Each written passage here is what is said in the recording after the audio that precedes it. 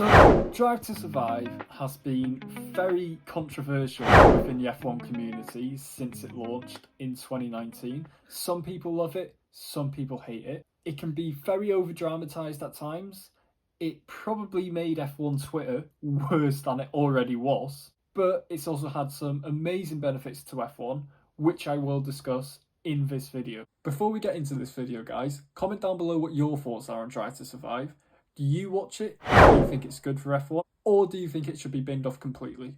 So, growing up, I was the only F1 fan in my high school. Literally no one else was into F1. So there was no one I could really discuss F1 with. And because of that, I probably started getting on most of my friends' nerves just going on about F1 because it's all I would go on about and no one really cared what I was saying. They're all like, shut up, Connor, we don't really care. It could be worse though. You could have that one mate in high school who was really into NASCAR and would try going to the teachers asking, oh, what do you think of NASCAR? And they would go back to him and say, well, we don't really know what it is.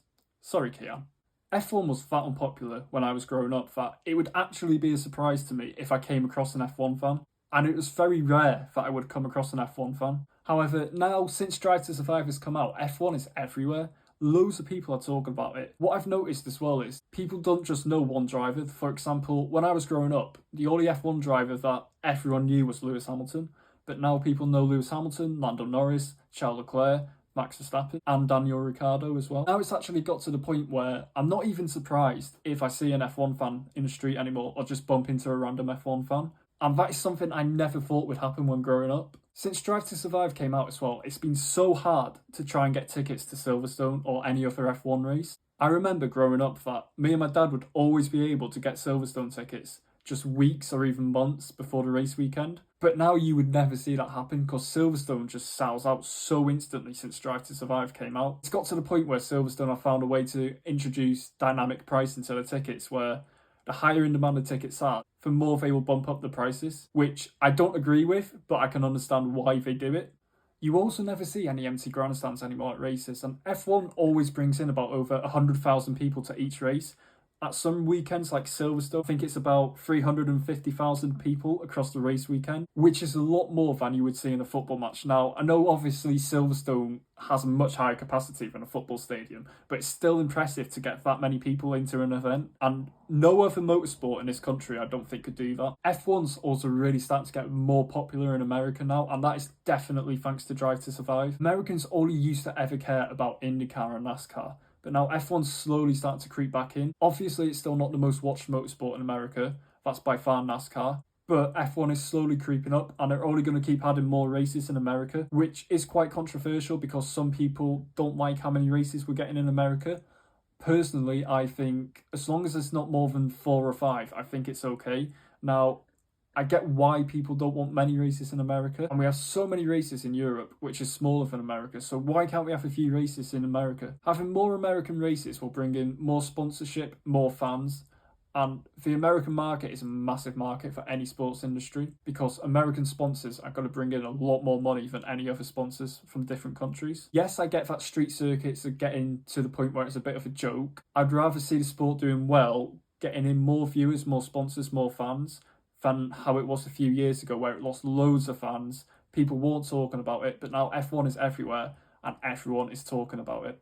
But I do agree, we still do need a race in Africa, but that is for another video. Another reason Drive to Survive is good for F1 is because it's bumped up the viewing figures. I think a lot of this as well is thanks to COVID and lockdown. During lockdown, everyone was at home and they needed something to watch, and then Drive to Survive was there and people would watch Drive to Survive and it would get them into F1. And then more and more people would start watching it and start attending races since they watched Drive to Survive in lockdown. Good as Drive to Survive has been for F1, there's also some negatives that come with it as well. These being that they can really over-dramatise the sport, they can make it very inaccurate, and it does also bring in some fake celebrity fans. When they over-dramatise it, it gets to a point where it can be quite cringy.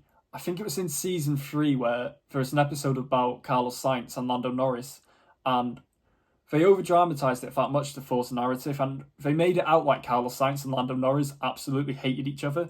But any F1 fan would tell you Sainz and Lando were probably the closest drivers on the grid and very, very good friends. You can hear as well they make fake car noises to make the current F1 cars sound better, which I understand why, because the cars these days sound nowhere near as good as the V8s or the V10s from the early 2000s and the 90s. There's also been so many times with Drive to Survive we've played fake radio messages that have happened in different races to try and describe the scenario they're showing on screen, and any average F1 fan would be able to tell the difference between them. I can understand why they over-dramatise it, because they have got to make the sport look good, they've got to keep fans interested in it, they've got to bring new fans into it, but it's still so frustrating as a normal F1 fan to see how much they over-dramatise it, to the point where it does actually get a bit annoying and it takes away from the show a bit. So Drive to Survive has sprung in so many fake celebrity fans who are only there for social media clout, and we see this now all the time on Martin Brundle's grid walks. Now,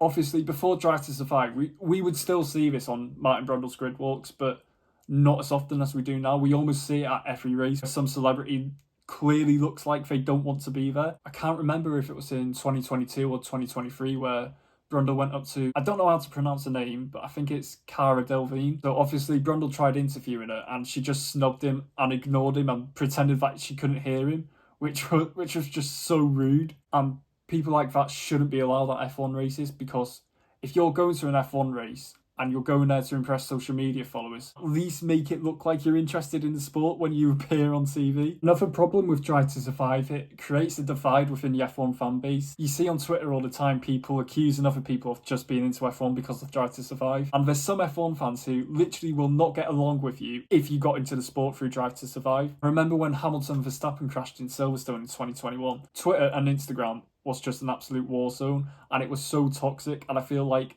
a lot of that was fueled from Drive to Survive. I think if that happened before Drive to Survive, then it wouldn't have been as toxic and it would have blown over a lot more quickly than it did. I feel like as well with Drive to Survive, it creates so much tension within the paddock. We saw it in season 4 in that team principals meeting where Toto Wolff and Christian Horner had that massive argument, and Christian Horner said it himself, "Are we just playing up to the cameras here?" Now, I don't really like Christian Horner that much. I'm not his biggest fan, but I can't help but agree with him. I feel like some F1 stars do play up to the cameras for Drive to Survive, which also then creates a further false narrative of the sport and also makes it more toxic and political. So as bad as some of them points are, to conclude, I feel like Drive to Survive is still really good for F1 because of how many new people it's brought into the sport. I think what some people need to understand about it as well, especially some F1 fans, is that it's not really marketed towards F1 fans, it's marketed towards people who aren't really into F1 and are quite clueless about F1, which is why they get away with over-dramatising it and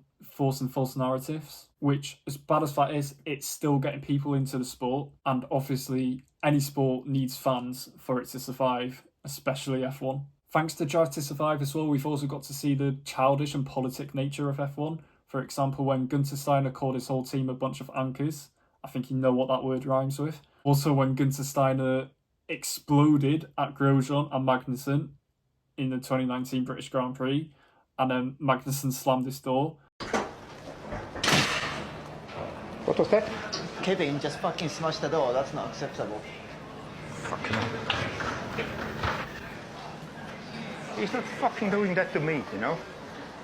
He does not fuck smash my door. I think we never would have even known about that if it wasn't for Drive to Survive. I also remember in the first season we got to see Christian Horner, and I can't say his name, but the Renault team principal from that time, for having an argument about Red Bull ditching Renault's engines and Renault not being happy about that, and then Red Bull not being happy about Renault taking Ricciardo off them. So I think Drive to Survive is a good show for F1. I've not really got that much of a leg to stand on because, especially over the last 2 seasons, I myself haven't really enjoyed watching Drive to Survive as much.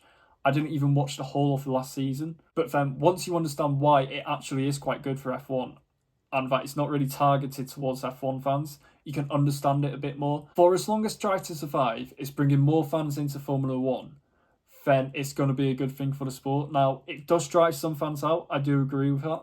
But as long as there's more fans coming in than out, then it's going to be a good thing. And thanks to that, we see a lot more sponsors for teams. I remember, if you look at pictures of a McLaren from pre-2019, they didn't have that many sponsors, and now McLaren's car is covered in sponsors, which obviously brings more money to the sport, more money to the teams, and it helps the teams compete and it brings the field closer, which is something every F1 fan wants to see because no one wants to see one guy winning all the time. Now, I sound a bit of a hypocrite for saying that because I was a Hamilton fan, but at the same time, I did hate when Verstappen was winning all the time in 2022 and 2023. I think Drive to Survive as well has also helped F1 expand into that American market more, which is something F1 really needed to do. And now you notice how Texas always sells out, Miami's always quite a popular event, and we've got a race in Las Vegas now, which is still quite controversial, but people need to remember how important the American market is to F1 and any sport in general. But overall, Drive to Survive is good for F1. It's really increased its popularity, which is the main thing. It's brought people into the sport from America, which is something that really needed to happen. And most importantly, it's got people talking about F1 again. So for next year's Drive to Survive, we're going to be introduced to 6 new drivers, these being all the rookies from this season in Formula 1. And if you want to know a bit more about these rookies, click on this video here. Comment down below what your thoughts are on Drive to Survive. Do you think it's good for F1? Bring up some reasons why you think it might be bad for F1, and do you think Drive to Survive should be binned off completely? Like this video, subscribe to the channel, and I'll see you all in the next one.